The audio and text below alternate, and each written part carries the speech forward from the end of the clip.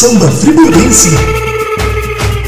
É pura magia, água branco na avenida. No jogo da vida faz do samba poesia. Alquimia é arte de crer que o impossível pode acontecer. É pura magia, água branco na avenida. No jogo da vida faz o samba poesia. Alquimia é arte de crer que o impossível pode acontecer. Tempo, sabe o tempo, atenção que sopra o vento das transformações. Senhor, tempo das lembranças, fala o destino que está por vir. Inspira a ciência em busca por sabedoria. Alquimia, a essência da vida, desvendar a sombra do desconhecido.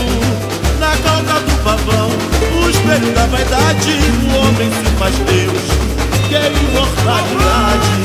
Avante no tempo, a ciência, a Bíblia no Renascimento.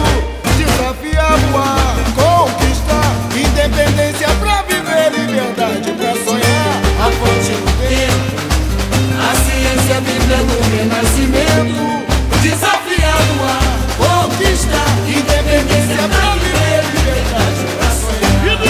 e no reino natural, magia e cantaria, índios africanos, tradição, sabedoria, dos conhecimentos ancestrais, a cura pelos rituais, ao horizonte, a nova era, criadores da paz ou criaturas da guerra, fantasiando a imaginação, somos heróis e vilões no palco da vida, a transformação triunfal, o sonho do artista, enredo no meu carnaval, é pura magia, água branco na avenida, no jogo da vida faz do samba poesia, alquimia é arte de crer que o impossível pode acontecer, é pura magia, água branco na avenida, no jogo da vida faz o samba poesia,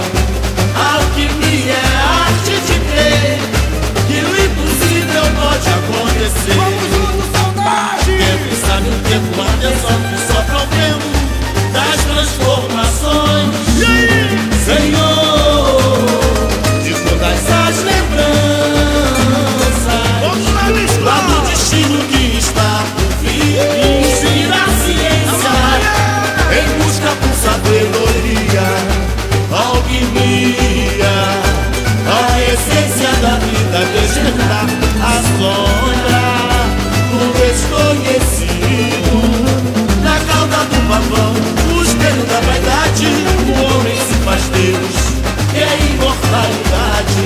Avante no tempo, A ciência, a Bíblia do Renascimento. Desafia a voar, conquistar independência pra viver, liberdade pra sonhar. Avante no tempo, a ciência, a Bíblia do Renascimento. Desafia a voar, conquistar independência pra viver, liberdade pra sonhar. no reino natural, magia e cantaria, índios africanos, tradição, sabedoria,